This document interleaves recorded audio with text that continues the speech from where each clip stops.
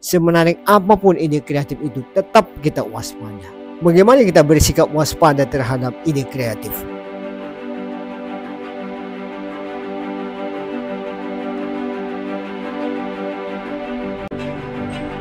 Satu kali, seorang ibu pernah menghubungi saya.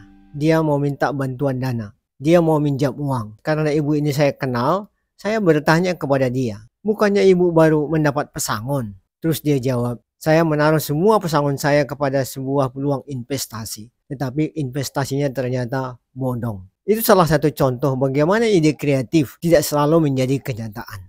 Ide kreatif beragam bentuknya. Itu bisa berupa peluang investasi, ajakan untuk membuka bisnis baru, atau janji manis kalau misalnya kita melakukan sesuatu, tawaran dari seorang laki-laki untuk menjadi seorang istri dengan iming-iming macam-macam. Bisa juga ide kreatif berupa tawaran untuk bekerja di luar negeri dengan gaji yang menarik. Tetapi apakah ide kreatif selalu menjadi kenyataan? Ini perlu mendapat perhatian. Apa yang akan terjadi di masa mendatang itu sebenarnya tidak ada di tangan kita. Jalan hidup kita juga berbeda. Apa yang kita inginkan, apa yang kita rencanakan tidak selalu terjadi. Oleh sebab itu, ide kreatif pun sebenarnya masuk di dalam kategori itu.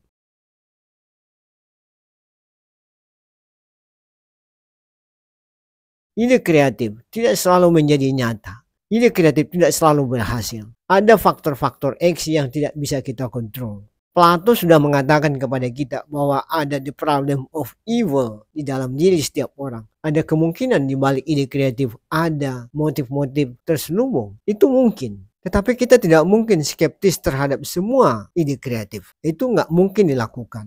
Namun kita bisa berjaga-jaga agar kita tidak mudah terpesona oleh daya tarik daripada setiap ide kreatif. Oleh sebab itu, salah satu sikap yang kita lakukan adalah waspada. Kita waspada terhadap ide kreatif. Semenarik apapun ide kreatif itu, tetap kita waspada. Bagaimana kita bersikap waspada terhadap ide kreatif? Bila berpikir positif selalu melihat nilai positif dan data-data pendukungnya, maka bersikap waspada atau sering disebut dengan berpikir kritis, yaitu melihat hal-hal yang negatif daripada ide kreatif dan juga melihat data-data pendukungnya. Waktu kita melihat sisi-sisi negatif, kita mencoba apa yang terburuk terjadi kalau misalnya ide itu gagal. Seberapa besar kerugian akan dipikul kalau ide kreatif itu tidak berhasil. Berapa besar risiko yang harus dipikul kalau misalnya ide kreatif itu dijalankan dan gagal.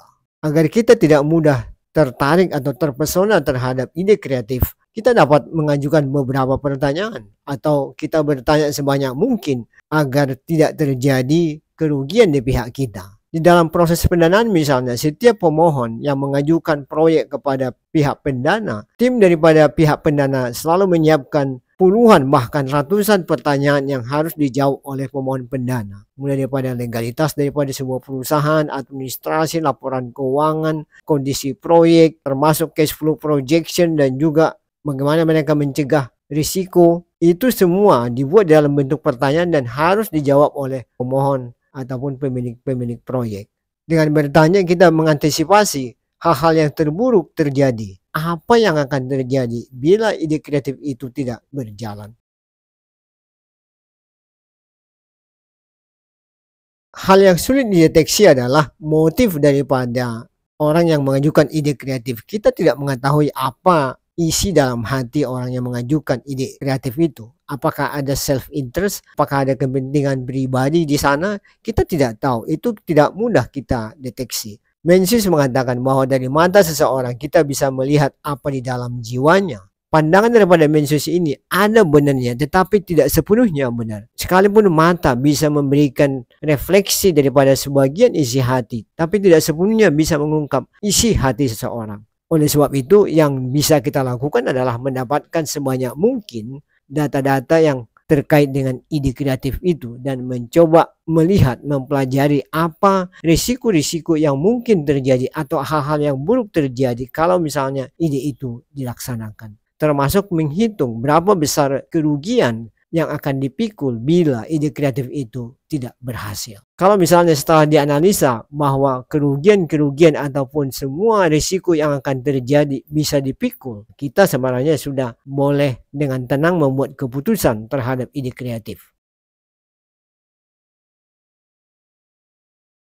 Perlu dicatat bahwa dengan bersikap waspada itu tidak berarti kita harus membunuh ataupun mematikan setiap ide kreatif. Bagi masyarakat-masyarakat yang masih mau maju, perlu ide-ide kreatif untuk perbaikan-perbaikan di dalam kehidupan. Termasuk dalam kehidupan pribadi sekalipun maupun dalam berorganisasi dan bernegara. Kita membutuhkan banyak ide-ide kreatif, tetapi tetap bersikap waspada terhadap kemungkinan-kemungkinan kegagalan daripada ide kreatif itu kalau dijalankan. Apa yang harus dilakukan kalau misalnya ide kreatif telah dianalisa, telah dilihat hal-hal yang positif, telah dilihat hal-hal yang negatif, termasuk informasi terkait dengan ide kreatif?